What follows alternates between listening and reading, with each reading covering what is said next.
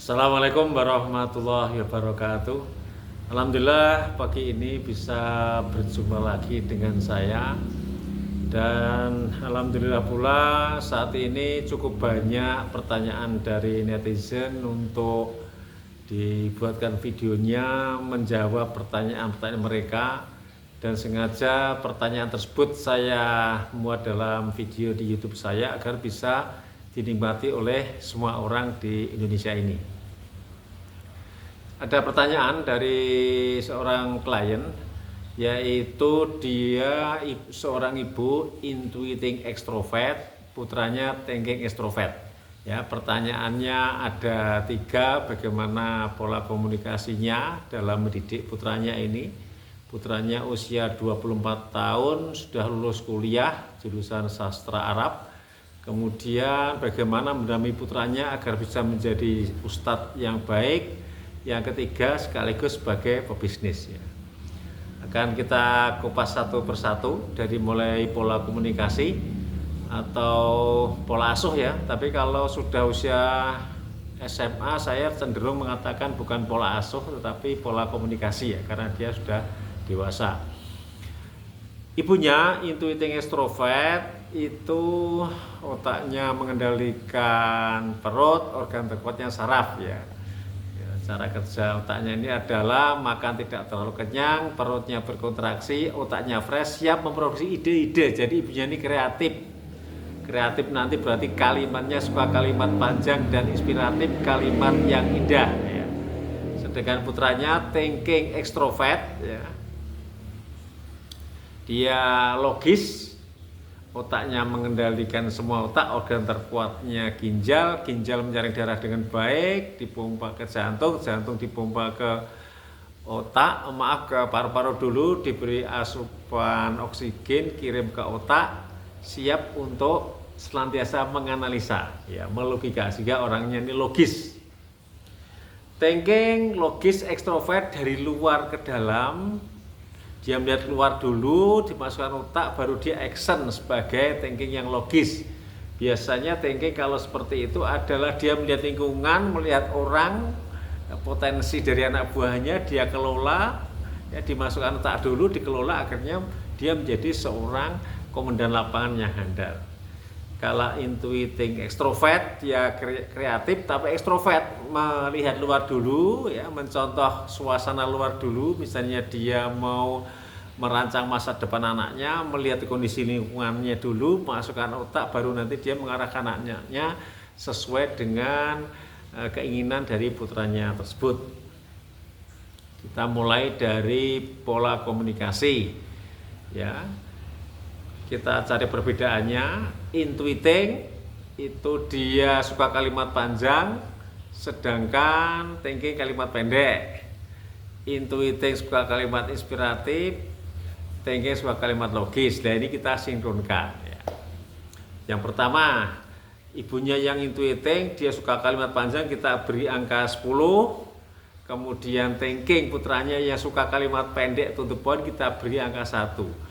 Mereka bisa sinkron ya, tetapi karena ini adalah konteksnya ibu sebagai orang tua ingin mendidik anaknya, maka dia yang harus lebih dulu mendekat ke angka 5. Berarti kalimatnya jangan panjang-panjang ya. Jangan terlalu panjang, kali lebar, kali tinggi, nanti anak thinking tidak suka dengan itu semua. Usahakan to the point ya, turun ke angka 5. Kalau putranya bisa mengakomodir ibunya, ya silakan naik ke 5. Tapi kalau belum bisa, mungkin ibunya yang turun ke angka 2 katakan ya. Dia berusaha untuk sependek mungkin, selogis mungkin, ya sependek mungkin, sehingga nanti anaknya ngeklik, baru nanti diarahkan sesuai dengan yang menjadi cita-cita putranya tersebut. Yang kedua, ibunya suka kalimat inspiratif, anaknya suka kalimat logis. Inspiratif itu sudah sering saya sampaikan mengandung 3 hal ya, saya singkat tamah gitu.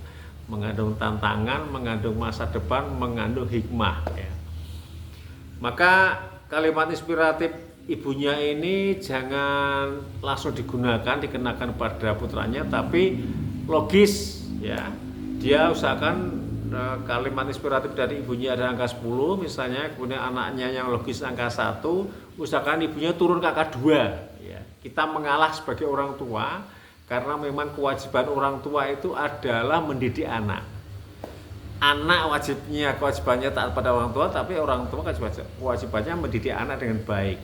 Ya, jadi permasalahan sama-sama punya kewajiban orang tua dan anak. Siapa dulu yang harus melaksanakan kewajiban? Ya orang tua dulu. Maka usahakan ibu ini turun ke angka 2, berusaha untuk memberikan kalimat yang logis. Kalimat yang logis yang bagaimana? Ya yang diarahkan pada poin 2 dan 3, yaitu anaknya yang jadi ustadz, kemudian ingin jadi pebisnis yang baik. Masuk ke poin kedua. Bagaimana agar anak bisa menjadi ustadz yang baik? Karena beliau usia 24 sekarang, lulusan sastra Arab, misalnya mengajar bahasa Arab misalnya ya, itu dia harus mencari bahasa Arab yang membahas tentang tata bahasa Arab dulu atau nahwunya dulu. Kenapa seperti itu? Karena Tengke memang otaknya suka sebagai pelaksana aturan. Dalam bahasa yang mengandung aturan itu adalah tata bahasa ya, kalau bahasa Indonesia. Kalau bahasa Inggris grammar, kalau bahasa Arab itu nahwu. Maka dari nahwu dulu sebagai entry point, titik masuk agar dia nyaman mengajar bahasa Arab. Nanti setelah nyaman mengajar nahwu baru mengajar yang lainnya ya, ada percakapan, ada sorof dan lain-lain ya. Itu. Tapi kalau putranya ingin bisa berdakwah, menyampaikan wawasan keislaman kepada masyarakat luas, maka di sini dimulai dari membuat materi yang sistematis ya. Misalnya ingin menjelaskan tentang sholat ya, kata kuncinya saja ya, sistematif dan bentuknya kata kunci. Misalnya 1 dalilnya ya, kemudian 2 ya tata caranya, misalnya 3 misalnya fadilah sholat, yang 4 ancaman yang tidak melaksanakan sholat. Kita buat poin-poin yang sistematis seperti itu. Lah nanti tiap poin itu putranya ini karena dia thinking, suka literasi, suka mencari literatur, suka mencari sumber yang terpercaya, silahkan buka kitab, buka Quran, buka hadis ya. Mau online ya boleh, offline ya boleh, tapi kalau online tetap harus divalidasi pada ustadz yang kompeten ya, karena kita kalau mengambil dari internet untuk urusan ilmu keislaman ya memang harus hati-hati, jangan sampai kita salah mengambil referensi gitu. Itu ya, kalau dia ingin jadi ustadz terus diulang terus, dicoba terus, karena memang thinking itu sukanya penelitian. Penelitian itu gimana? Dia menguji coba dulu, materinya sederhana dulu, yang audiennya nggak usah banyak-banyak dulu, misalnya ya 3, 4 atau 5 remaja atau bapak-bapak juga boleh dia uji coba, dia enjoy, audien juga mulai suka, dan seterusnya akhirnya nanti meningkat, materinya meningkat, audiennya juga meningkat. Itu untuk agar dia bisa menjadi ustadz yang baik. Kemudian kalau dia ingin menjadi pebisnis, maka tetap ibunya nanti mengarahkan kepada putranya dengan logika yang benar, dengan logis. Ya, jangan seperti ini ibunya, jangan saya memasakkan dia punya ide banyak, dia langsung dijejalkan pada putranya, ya nanti malah ngeblank putranya ya. Maka dekati anak itu, anaknya yang logis tadi angka 1, dia inspiratif angka 10, turun ke 2. Dia mendekati bisnis yang logis. Bisnis yang logis itu gimana sih? Nuansanya penelitian, karena thinking sukanya penelitian. Penelitian di dunia bisnis gimana sih? Misalnya dia mau membuat barang atau katakan kuliner ya, buat makanan.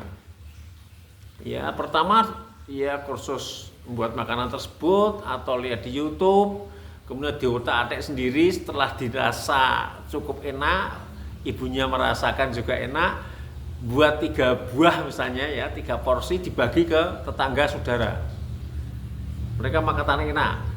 Buat lagi setelah itu 6 porsi misalnya, bagikan lagi gratis, tetap mengatakan enak, buat 10 porsi, jual kembali modal ya, jual separuh harga misalnya. masih mengatakan enak, maka buat lagi 20 porsi langsung mulai dijual, tapi jangan buat outlet dulu ya. Ya pokoknya dijual, jalan bagus, buat lagi 50, jalan bagus baru produksi massal. Nah, thinking jangan dijejali dengan banyak teori, apalagi konsep yang masih mengawang-awang, mereka biasanya nggak mau menerima. Dia biasanya menerima adalah dari penelitian dia sendiri, dari praktek jumlah kecil, kemudian agak besar lagi, berhasil terus sampai bisa produksi massal dan lancar. Setelah lancar produksi tersebut, silakan dibuat sistemnya. Sistem itu bisa job desk. Job desk itu adalah penjelasan tentang tugas ya, penjelasan tugas, kemudian SOP ya, standar operasional prosedur ya. Prosedur operasional standar itu bagaimana? Nanti kalau ingin didetailkan namanya instruksi kerja ya. Yang terakhir adalah manajemen kontrol sistem, tapi sebelumnya itu dari instruksi kerja bisa membuat program kegiatan, terakhir baru manajemen kontrol sistem. Silahkan itu dilaksanakan, monggo Ibu ya, caranya seperti itu. Nah nanti kalau anak sudah berjalan bisnisnya, meskipun belum besar, silahkan mencari mentor bisnis ya yang kualifikasinya tinggi. Yang saya rekomendasikan adalah Coach Armala dari Human Plus Institute Jakarta. Dia itu sertifikasi dari APS, Association of Productivity Specialist, yang mana beliau secara non formal mendapatkan gelar MPS, Master of Productivity Specialist, yang di dunia ini cuma ada 39 kalau nggak salah, dan dia satu-satunya yang dari Indonesia. Setelah itu terap ilmunya, praktekkan. Kalau ingin menambah lagi, saran saya ke Coach Fahmi ya di Malang ya. Beliau juga sertifikasi internasional juga, tapi bukan dari APS, dari kalau nggak salah Total Leader juga dari Amerika. Silakan Ibu, monggo dipraktekkan, atau rekan-rekannya kebetulan orang tuanya intuiting, anaknya thinking, dan bisa melihat video ini, silahkan dipraktekkan. Kalau ada kendala bisa japri saya atau komen di YouTube saya. Demikian dari saya, mudah-mudahan bermanfaat. Assalamualaikum warahmatullahi wabarakatuh.